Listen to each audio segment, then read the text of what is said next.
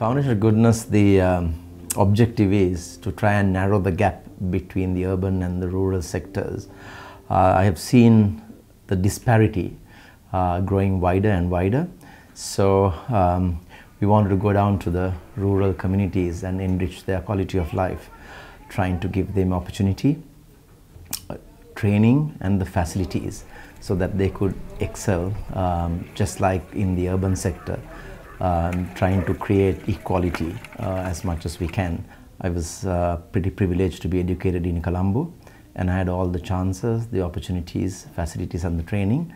But each time I came back to the village, I realized that brothers and sisters who were much smarter, brighter and more skillful than I am was not making the same progress. So I was very curious and inquisitive to know what this is all about. So I soon found out the problem, but I didn't have the funding or any other kind of resources to go ahead. But when the opportunity knocked at my door, that's the first thing I did in trying to establish a village heartbeat model to begin with. And that's what has expanded right across Sri Lanka more or less, but mostly south, north and the east. So it's in essence, it's about extending opportunities for better results in terms of those who are really less fortunate.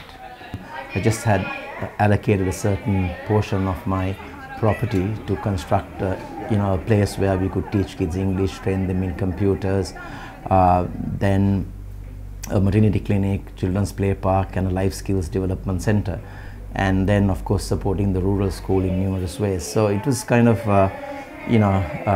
a good start, because nothing ever great is achieved without taking that one step at a time. And then the tsunami struck on the 26th of December 2004, and it in a matter of few seconds brought down everything into ruin, debris and rubble. So in a way, we were asked to completely rebuild back better. It was a journey that I cannot even now comprehend how well we have fought back to construct the lives of everyone who was traumatized and destroyed in terms of the tsunami. But we managed to harness the waves of compassion to overpower the waves of destruction. When the disaster struck, everyone was coming into villages to see what they can do, and the compassion was overflowing. And it was really nice to see how people reached out to try and rebuild the lives of those who were badly affected. And when everyone came and saw our place in action, then they wanted to actually contribute. So everything that came to us, I accepted without hesitation, and I said yes, and I can, because I knew this would be the last time someone would come to your doorstep and offer relief. It's more like a university, it's like a holistic rural community model. So if I explain in areas of empowerment, you start from a preschool, English teaching, computer training, business skills development, women's enterprise, medical center, psychosocial support, dental clinic, women's enterprise, environment management, vocational training like photography, electrical installation and maintenance, children's goodness clubs, Tamil classes, diving and training, and then the sports. You play cricket, swimming, volleyball, netball, badminton, karate. So there are about 30 different productive empowerment sectors, so that they can gainfully gain some skills. The reason that we have brought this North Under 17 team to Seenigama is part of an exchange program where we want to bring the North boys to Seenigama, as well as take a team from Seenigama to the North. And as a first come, we have brought them here. And what we like to do is they will be playing 2 T20 cricket matches with the Foundation of Goodness Under 17 teams, and then also visiting the Foundation of Goodness to see what they have, what we have achieved, what we have done, and also interact with our Tamil class students. One of the major drawbacks we've had in the rural communities is that we lacked the potential to learn English and develop IT skills. As I see over the years, this has got very much better.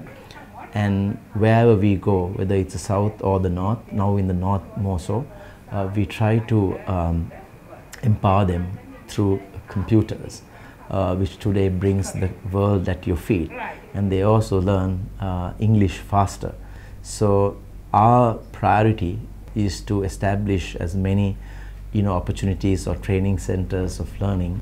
I personally think that if the rural communities, let's say the rural boys and girls and the youth and women have access to English and IT, then they have a future that they can look forward to. So that's the outcome of such a facility, but it has to be funded. There are trainers, there are coaches, there are teachers. Volunteers are priceless. They have come from all over the world, and for the last 10 years, in terms of post-tsunami, we've had 1,000 plus. I make volunteering with my school because in France I'm in business school, and it's really important for my school for students to discover the world when you give without receive in money in exchange. I am 22 years old and I live in France. And with my school, I need to make a humanitarian mission during 3 months. So I come here because the previous volunteer was come here. It was so happy and recommend this foundation. Every month, we've had this 5 to 7 volunteers, and they bring in a new kind of dimension to the entire project and adding value to take it to the next level. I think it's strange in a way that most of our funding now comes by word of mouth, and I think if you build a unique experience, the word of mouth is very powerful.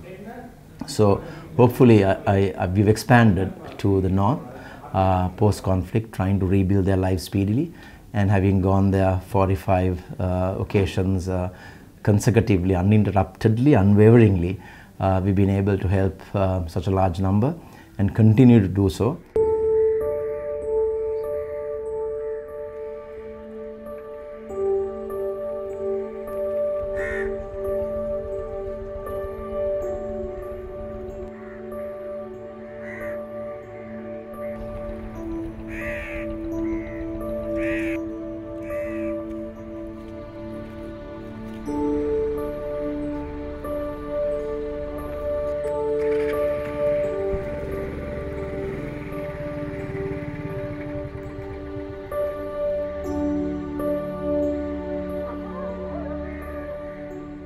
It's been a great opportunity to work in the north and trying to help them come up in life. So it's fantastic. So in the short term, we provided the kind of relief they wanted, whether it's home essential items, livelihoods, sending children to school, giving them bicycles, building infrastructure, wells, toilets, and then in the midterm, we've started building libraries, computer training labs, developing cricket, especially because of our high cricket profile as Board of Trustees like Murali, Kumar and Mahela. I think cricket in Sri Lanka is a religion, and I'm told that even during the conflict, when there was a cricket match, everything came to a complete halt. Because they were watching cricket. And for example, when Murali, being a Tamil, when he was bowling, everyone was clapping. So there were no barriers as such. It's all about getting the north and south together and make the peace between the communities. That's the most important thing, and also the sport can make peace all over the world, I think, so that we choose cricket as a foundation. So making sure the people children who from north and also from the south get together and know each other and mingle with them and have a good cricket tournament. So that's what we all about. I think sport has this power, like what Mr. Nelson Mandela has said, to change one's personality and change the communities and change the world. So it's an amazing tool to take one step forward and end up where you want to reach. ඔව් ගොඩක් සන්තෝෂෙන් ඉන්නවා අපේ team එකත් එක්ක. මොකද අපි හරියම එකමුතුයි කට්ටිය එකට එන්ජොයි කරලා හොඳට විනෝද වෙනවා. කට්ටිය සාකච්ඡා කරලා හොඳට ගේම් එක ප්ලේ කරලා හොඳ අනිත් අයට තනකයක් දීලා අනිත් අයත් එක්ක සහයෝගයෙන් ඉන්නවා හොඳට. තමයි එන්ජොයි කරලා ක්‍රිකට් හොඳට ප්ලේ කරනවා. මේ හතුරු ඇති කරගන්න නෙමෙයි බලන්නේ. මෙතන යනකොට තව යාළුවෝ ටිකක් ඇති කරගෙන යන්න බලන්නේ. يعني මෙතනින් අපිට කනෙක්ෂන් තමයි තව ඕනේ. අපි කවදාවත් ඉතින් මේක තරහ වෙලා ඉවරලා අපිට එහෙම කවදාවත් ඉස්සරහට යන්න බෑනේ. අපි ඒ නිසා මේක අවස්ථාවක් කරගන්නේ තව යාළුවෝ හොයාගන්න. කට්ටියට එන්න කියලා අපි ඒගොල්ලන් අත් ඇදලා අරගෙන කතාවට අරගෙන සින්දු කියලා හැමදේම කරන්නේ මේ සුවදත්වයක් ඇති කරගන්න. ඒ වගේම එතකොට අපි ඒගොල්ලන් ගැන දැනගන්නවා, ඒගොල්ලෝ අපි ගැන දැනගන්නවා. ටැමිල් ටීම් එක වුණත් අපි ඒගොල්ලෝ ටැමිල් දන්නේ නැති වුණත් අපි ඒගොල්ලොත් එක්ක සිංහලෙන් හරි කතා කරනවා. ඒගොල්ලෝ අපිට ටැමිල් වලින් කියනවා අපිට තේරෙන්නේ නැහැ. In the long term, what we aspire to achieve is to try and replicate the model we have in the South by way of a learning and empowerment institute and also educational based sporting infrastructure to make sure that children have access to very modern good facilities so that they can actually come through. That of course requires a lot of funding, and I hope people around the world will be supportive other than the overseas donors. I hope the diaspora also will join. Reconciliation is not about theory alone. There's a lot of people who talk about theory, but it is also translating them into action, what matters at the ground level. It's not about researchers, it's about practitioners. 10 years of the tsunami, we've done everything possible to serve humanity the way we expected and beyond.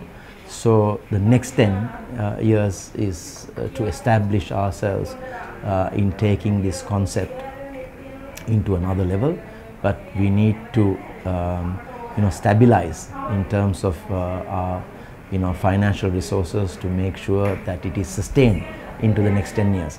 I'm hoping that we can continue to touch the lives of so many others and help them to succeed in life, because there's a lot of talent out there in the rural villages, and Sri Lanka to me will never be prosperous to the extent unless we empower the rural disadvantaged communities.